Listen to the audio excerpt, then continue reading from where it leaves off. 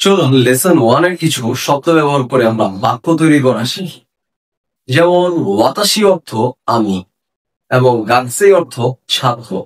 যদি ওয়াতাশি এবং গাকসেই ব্যবহার করে বাক্য তৈরি করা শিখতে চাই, সাথে আরো দুইটা শব্দ ব্যবহার করতে হবে। যেমন জাপানি বাক্যে হা কে ওয়া পার্টিকেল হিসেবে ব্যবহার করা হয়। হা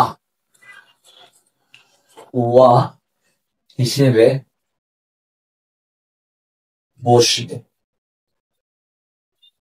বাক্য শেষ করতে দেশ বসে।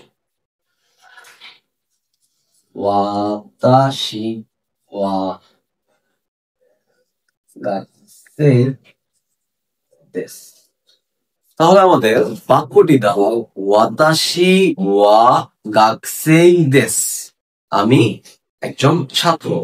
এমন করে যদি আমরা আনহিত নেই, আনহিত মানে হচ্ছে ওই ব্যক্তি।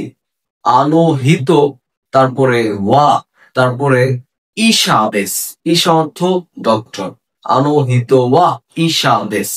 এমন করে আমরা লেসন 1 থেকে বাক্য তৈরি করতে পারি।